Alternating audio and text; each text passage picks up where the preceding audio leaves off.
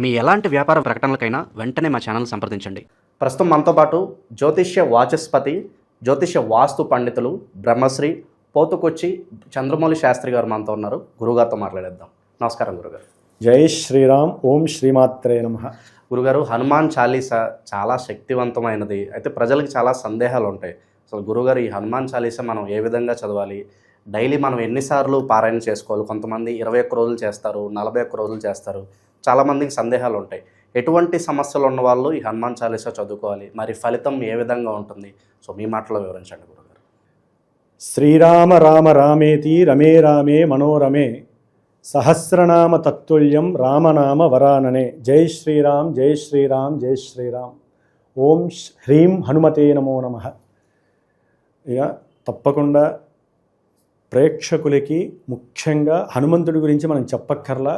హనుమాన్ అని పేరు వినంగానే అడుగుతున్నందుకు మీలో కానివ్వండి, విన్నందుకు నాకు చెప్పటానికి కూడా సాక్షాత్ హనుమంతుడు వస్తేనే మనం చెప్పగలుగుతాం. ఎందుకంటే అసలు శ్రీరామ అనే మాట వినంగానే హనుమంతుడు వచ్చి ఇట్లా కూర్చుంటాట. అంటే మీకు తెలియందని కాదు, అతి భక్తివంతులు ఎవరయ్యా అంటే భక్తికి మారు పేరు హనుమంతుడు. ఆయనే నిదర్శనం.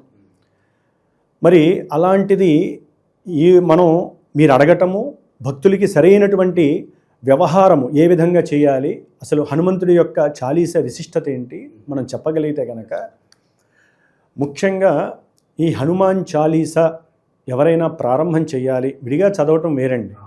ఇప్పుడు మనకి కొంతమందికి గ్రహస్థితి లోపం ఉంటుంది, అంటే బాలారిష్ట దోషాలు అని ఉంటాయి. పుట్టిన రోజు నుంచి 12 సంవత్సరాల లోపల 4 సంవత్సరాలు 3 పాటలు చేసి తల్లి తండ్రి ఈ బిడ్డ చేసినటువంటి పూర్వ జన్మలో చేసిన కర్మ అరిష్టాలను అనుభవించేటప్పుడు గ్రహస్థితిలో ఏ గ్రహాలు ఎక్కడ ఉన్నాయి, మార్గదశలు ఏంటి, ఏ గ్రహాలు వీళ్ళని, అంటే ఒకటండి మార్గం అంటే ఏంటంటే ఎన్నో ఇబ్బందులు, ప్రమాదాలు, సమస్యలు, గండాలు, ఇవన్నీ కూడా చదువులో విఘ్నాలు, ఎప్పుడు అనారోగ్యంగా ఉండటము, ఈ మధ్యలో ఏలినాడు శని అష్టమ శనులు వస్తూ ఉంటాయి పుట్టిన వాళ్ళకి. కొంతమందికి వారికి ఏదో రకమైనటువంటి గండాలు ప్రత్యక్షం అవుతూ ఉంటాయి. అందుకని చాలా వరకు విడిగా కూడా మీరు అడిగినట్టుగా ఒక వయసు వచ్చిన తర్వాత 15 సంవత్సరాల తర్వాత ఉన్నతమైనటువంటి చదువుకి 10వ తరగతి తర్వాత అవుతుంది సిస్టమ్ అంట. 10వ తరగతి నుంచి విద్యార్థులకి ముఖ్యంగా వారికి ఏంటంటే జాతకంలో కొన్ని శని దోషాలు ఉంటాయి, దశలు, అంతర్దశలు. అట్లాగే కొంతమంది రాసులు వారికి ఇందాక మనం అనుకున్నట్టుగా శనిగ్రహానికి సంబంధించిన ఏలినాటి అష్టమ, అర్ధాష్టమ, వేధాశనులు. ఈ శని దోషాల వలన వీరికి మానసికంగా చర్యల్లో చాలా తేడాలు, లోపాలు ఉంటాయి. అంటే వారు ఏదో చదువుకోవాలనుకుంటారు, ఉన్నట్టుండి ఈ శని భగవానుడి యొక్క దృష్టి కావచ్చు, ఆయన వల్ల కావచ్చు చదువులో ఆలస్యము, వీరికి ఏదన్నా అనుకుంటే బుద్ధిమాంద్యం కలగటం, లేకపోతే ఆ శని ఉన్నటువంటి రాశుల రీత్యా వేరే దారిలోకి వెళ్ళటము, ఫ్రెండ్స్ అని, లేకపోతే ప్రయాణాలు చేయటము, రకరకాల మానసిక విపర్య చర్యల వలన వీరికి చదువు ముందుకు వెళ్ళదు. కొంతమందికి వివాహ విషయంలో వారికి జాతకరీత్యా పునర్భూ దోషం అని ఉంటుందండి. అంటే కొన్ని రాశుల వారికి, కొన్ని నక్షత్రాల వారికి చంద్రుడికి శనికి లింకు ఏ విధంగా ఉండకూడదు, సంబంధం. అంటే శని నక్షత్రాల్లో చంద్రుడు, చంద్ర నక్షత్రాల్లో శని, శని చంద్రుడిని చూసినా, చంద్రుడు వెళ్ళి శని ఇంట్లో ఉన్న, కొంతమందికి మకర కుంభరాశుల వాళ్ళకి చంద్రుడు శని ఇంట్లో ఉంటాడు. ఇట్లా శనితో ఏ విధమైనటువంటి నక్షత్ర సంబంధం కానీ, దృష్టి సంబంధం కానీ చంద్రుడికి ఉన్నా, కుజుడికి ఉన్నా, వారికి ఒక పట్టాన చంద్రుడికైతే కనుక వివాహం కాదు, మనసంతా ఎప్పుడూ డిప్రెషన్ లెవెల్స్ ఉంటాయి, రకరకాల మనోవికారాలు, చిత్త చాంచల్యాలు కలుగుతాయి, వ్యసనాల వైపు ఎక్కువగా వారి యొక్క ఆలోచనలు వెళ్తూ ఉంటాయి.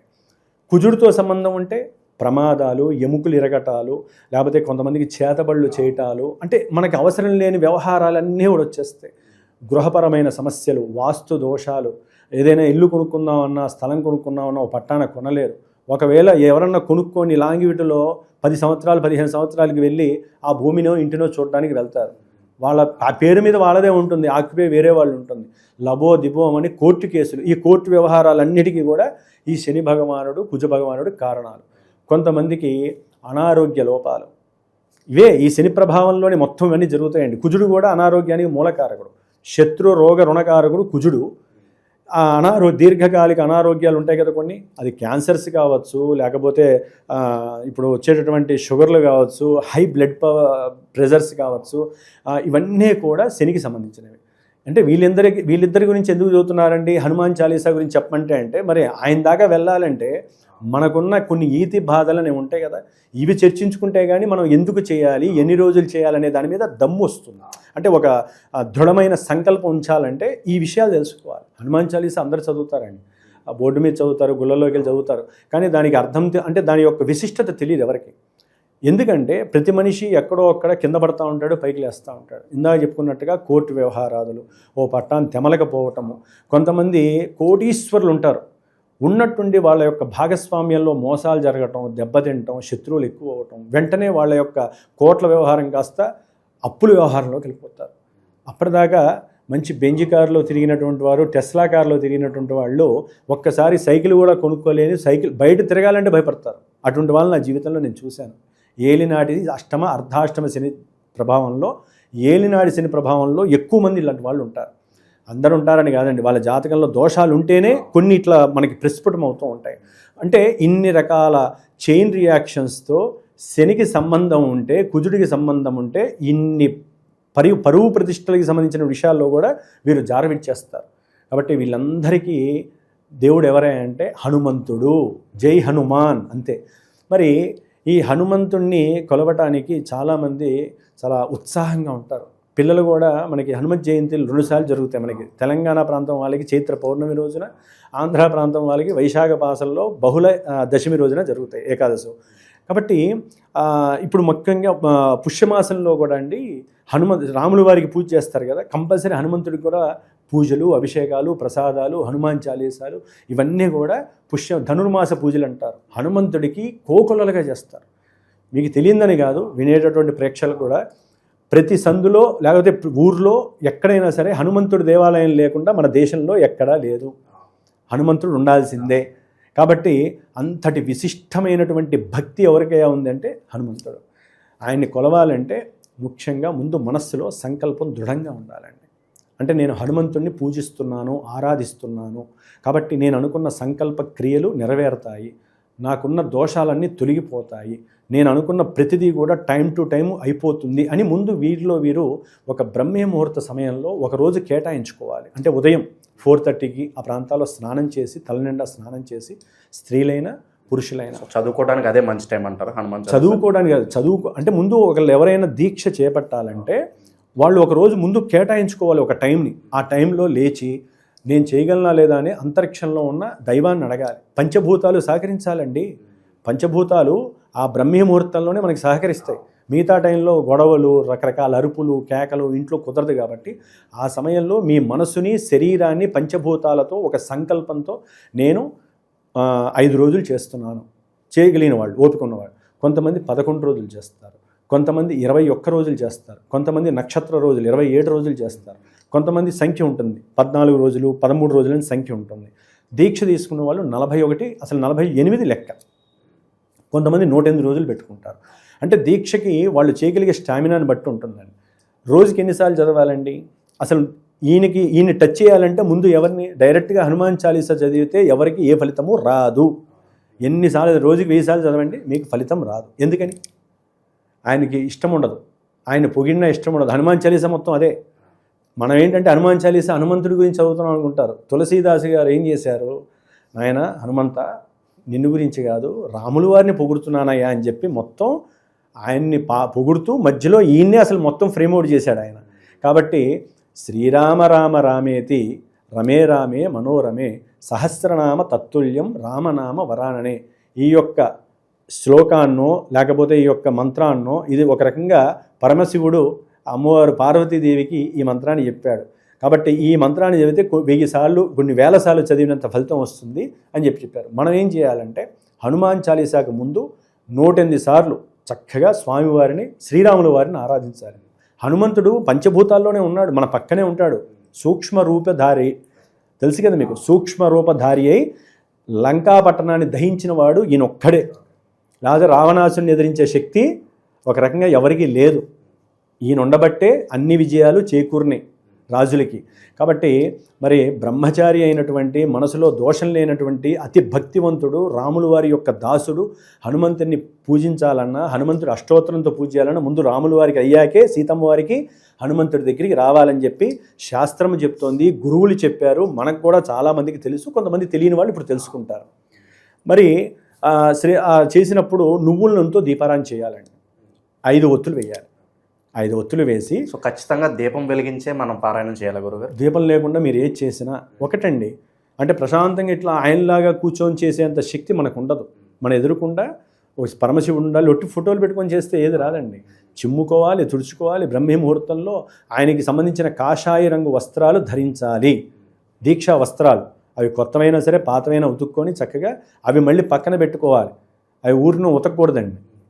ఆ చదివే అరగంట గంట సేపు ఉంచుకోవాలి ఆ వస్త్రాలు.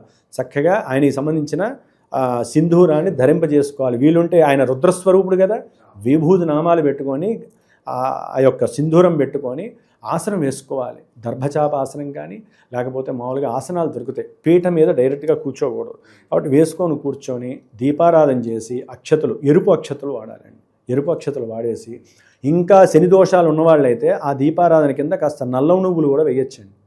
నల్ల నువ్వులు వేసి దానిపైన దీపారాధన పెట్టి కనుక చేయగలిగితే ఆ దోషాలు పటాపంచలైపోతాయి.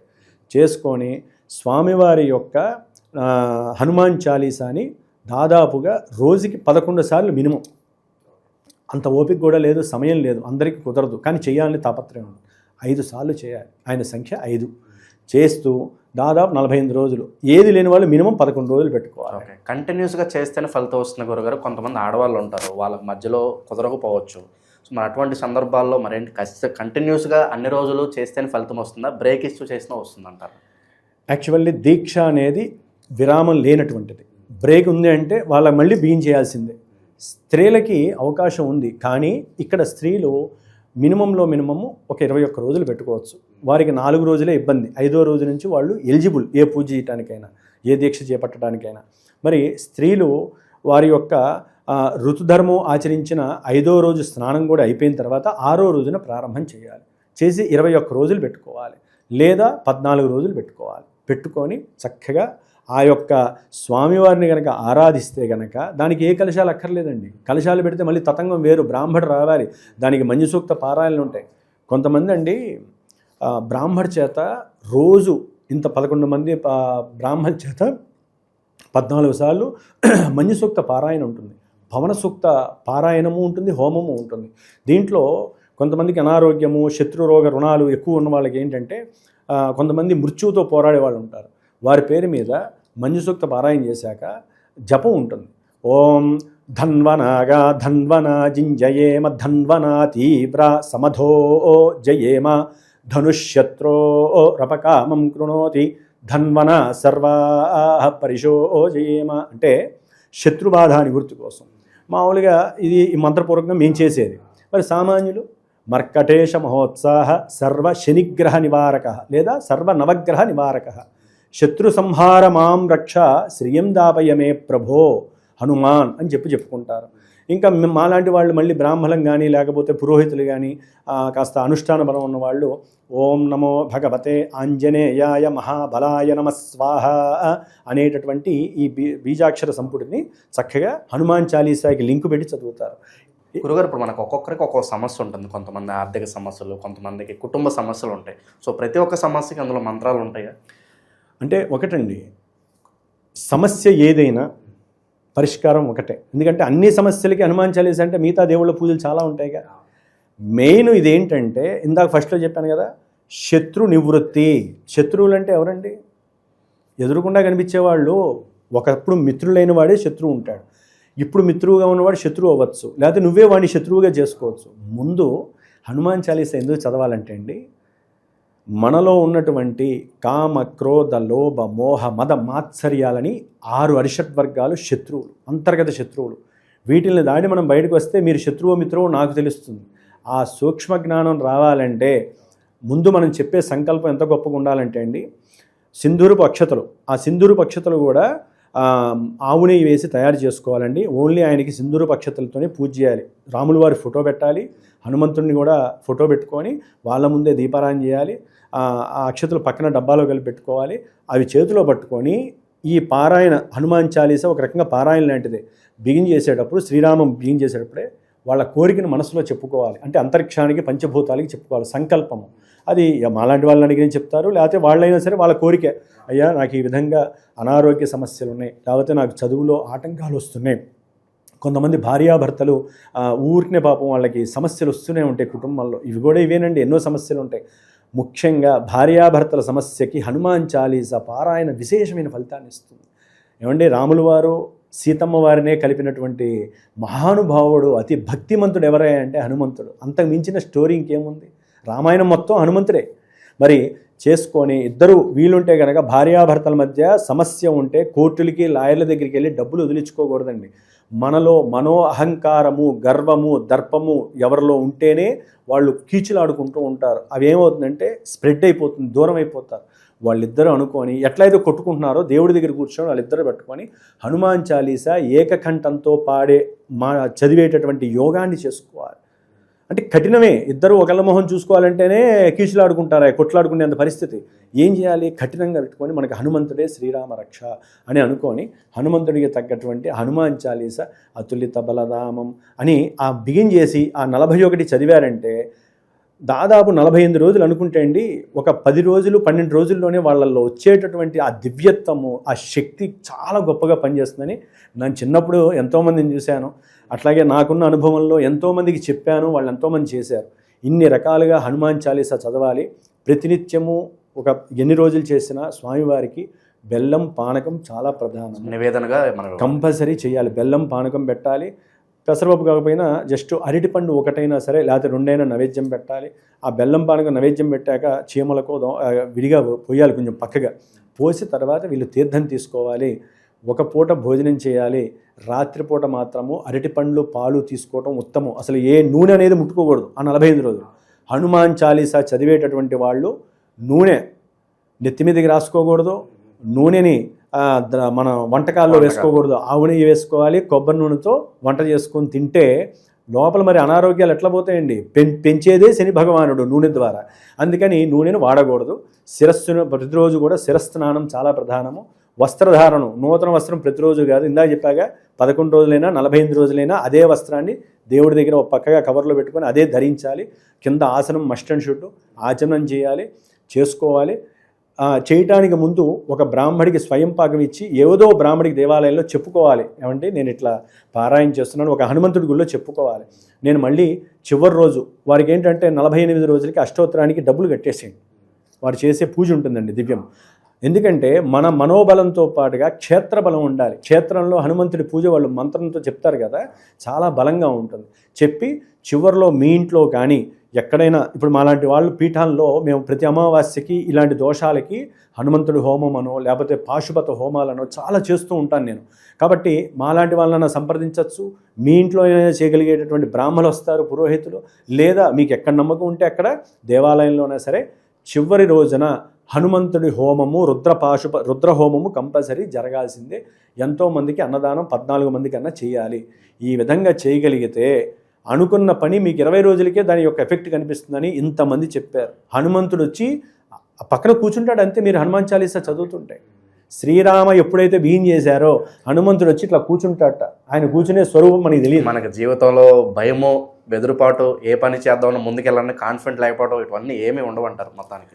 అలా పటాపంచలండి. హనుమంతుడు వస్తే భూత ప్రేత పిశాచ దోషాలన్నీ కూడా తొలగిపోయి పూర్వజన్మల్లో మనకి నరకాలు లేకపోతే వచ్చే ప్రమాదాల ద్వారా కలిగే నరకాలన్నీ కూడా చాలా వరకు పటాపంచలైపోయి సేఫ్ జోన్లోకి వెళ్ళడానికి మరి 48 రోజులు చేయటం అంటే అంత ఈజీ కాదండి. వాళ్ళకి 3-4 రోజులు బాగానే ఉంటుంది. ఒక్కొక్క రోజు పెరిగే కొద్దీ వీళ్ళకి కలిగే ఇబ్బందులు సామాన్యంగా ఉండవు. ఈ మధ్యలో వాళ్ళ తరపున ఎవరికైనా ఇబ్బందులు వస్తే ఈ దీక్షాభంగం అయినట్టే లెక్క. అట్లాగే ముఖ్యంగా వీరు ఎక్కువ మాట్లాడకూడదండి. మౌనవ్రతము, ఓం శ్రీరామ అనుకుంటూనే ఉండాలి. హనుమంతుడు కాకపోయినా శ్రీరామ అనుకోవాలి మిగతా టైంలో. రజస్వలైనటువంటి ఋతుమ ధర్మం అనుభవించే ఆ 4 రోజులు ఏ స్త్రీని చూడకూడదు, ఏ స్త్రీని మాట్లాడకూడదు. హనుమంతుడికి, సుబ్రహ్మణ్యేశ్వర స్వామికి, అయ్యప్పకి చాలా నిష్ఠ ఎక్కువ ఉంటుంది. దాంట్లో హనుమంతుడికి ఒళ్ళంతా మంటలు వస్తాయట. వాళ్ళతో మాట్లాడినా, ఇవన్నీ ఆలోచించుకోవాలి. అందుకనే పెళ్ళైన వాళ్ళు భార్య అధికారం తీసుకోవాలి, ఆజ్ఞ తీసుకోవాలి, తల్లి యొక్క అనుగ్రహం తీసుకొని చేసుకోవాలి. ఒకటి ఏంటండి, ఏది కావాలో మళ్ళీ ఆయన అన్నీ మీకు నిలబెడతాడు. అదంతా కూడా శాస్త్రమే చెబుతోంది. ఇలాంటివి ఎంతోమంది హనుమాన్ దానికి సంబంధించిన భాగవతాలు చేసి తృప్తిగా మన దేశం ఉంది అంటే, మన దేశంలో ఇంత ఔషధం ఎవరంటే సంజీవని పర్వతాన్ని మోసి లక్ష్మణుడికి ప్రాణదానాన్ని చేసినటువంటి హనుమంతుల వారు శ్రీరామ ఇప్పుడు మా దగ్గర వచ్చి కూర్చున్నాడు, మన ఇద్దరి దగ్గర కూర్చున్నాడని నేను అనుకుంటున్నానండి. నేను మాట్లాడలేదు. హనుమంతుల వారు, ఒరే నాయన నా పవర్ ఇంత గొప్పది మీరు చెప్పండి. ఆయనకి తెలియదు ఆయన పవర్ గురించి, అది మీకు తెలుసు కదా. ఆయన లంకకి వెళ్ళటానికి మిగతా వానరులంది ఆయన యొక్క శ్లోకాలు మంత్రాలు చదువుతుంటే ఆయన ఆకాశాన్ని దాటి వెళ్ళిపోయాడు. ఆయన అంతటి గొప్ప శక్తి కాబట్టి తప్పకుండా నిత్యము ఆయన దేవాలయానికి వెళ్ళి 5 ప్రదక్షిణాలు చేసి రావాలి కంపల్సరీ. ఎక్కడైనా వానరులు ఉంటాయి కదా, కోతులు, వాటికి ఏదైనా సరే కాస్త దానం లాంటిది, అరటిపళ్ళు లాంటివి తీసుకెళ్ళి ఆ 41 రోజులు ఒక్కరోజైనా వాటికి వెయ్యాలి. ముదసలి వాళ్ళు ఉంటారు, కొంతమంది బాగా ముసలి వాళ్ళు ఉంటారు చూసారా, వాళ్ళకి వస్త్రం పెట్టి వాళ్ళ పాద నమస్కారం కాళ్ళు గడిగి నెత్తి మీద చల్లుకుంటే 60 ఏళ్ళు దాటాక పెద్ద ముసలి వాళ్ళు ఉంటారండి. ముఖ్యంగా బ్రాహ్మణులు ఉంటారు. బ్రాహ్మణుల్లో ఈ హనుమాన్ ఉపాసన చేసిన వాళ్ళు ఉంటారే, వాళ్ళు దొరికితే ఈ చేసిన వాళ్ళకి అదృష్టమే. వాళ్ళల్లో హనుమంతుడి యొక్క దివ్యత్వం కనిపిస్తుంది. నేను చూశాను చాలామంది సేమ్ హనుమంతుడిలానే ఉంటారు వాళ్ళు. అలాంటి వాళ్ళు దొరికితే వీళ్ళకి ఆయన అనుగ్రహం దొరికినట్టే లెక్క. ఇంకా చెప్పుకుంటూ పోతే హనుమంతుడి గురించి మనకి చాలా వైభవం ఉంది. ఆయన ఒక పంచముఖ హనుమంతుడు ఉన్నాడు, సప్తముఖ హనుమంతుడు ఉన్నాడు, నవముఖి హనుమంతుడు ఉన్నాడు. మనం ఓన్లీ ఒక్క హనుమంతుడి గురించే చెప్పుకుంటున్నాం. కాబట్టి అందరి యొక్క హనుమంతుళ్ళు, పంచముఖి అంటే పంచభూతాన్ని శాసిస్తాడు ఆయన. కాబట్టి ప్రతిరోజు కూడా వాళ్ళు హనుమాన్ చాలీసా, శ్రీరామరామేతో పాటుగా హనుమంతుడి అష్టోత్తర పూజ, రాములు వారు సీతా అమ్మవారి యొక్క అష్టోత్తరము, హనుమంతుడు అష్టోత్తరం చేసి ధూప దీప నివేదన, అంటే అన్నాలేం పెట్టక్కర్లేదు, నిందా చెప్పినట్టుగా కాస్త పానకము ఇది చేసి పెట్టాలి. ప్రతి మంగళవారము శనివారము అప్పాలు కానీ ఇన్ని వడలు కానీ చేసి పెడితే ఏంటంటే వాళ్ళకి చంద్రదోషాలు, శని దోషాలు, రాహు దోషాలు పోతాయి. అది వాళ్ళకి వేరే వాళ్ళకి పెట్టి వీళ్ళు తినాలి. కాబట్టి ఈ విధంగా చేసుకోవటం, హనుమాన్ చాలీసా 48 రోజులు 11 రోజులు పారాయణ అత్యంత విశిష్టమైనటువంటిదని మనం నొక్కి వక్కానించి చెప్పచ్చు. ఆయన అనుగ్రహం తప్పకుండా కలుగుతుందని హ్యాపీగా చెప్పచ్చు. హనుమాన్ చాలీసా గురించి, దాని విశిష్టత గురించి ఎంతో గొప్పగా వివరించారు గురుగారు. ఎవరైతే పారాయణ చేద్దాం అనుకుంటున్నారో, దీక్ష తీసుకుందాం అనుకుంటున్నారో వాళ్ళందరికీ కూడా ఎంతగానో ఉపయోగపడుతుంది. ధన్యవాదాలు. జై శ్రీరామ్. హనుమతే నమః.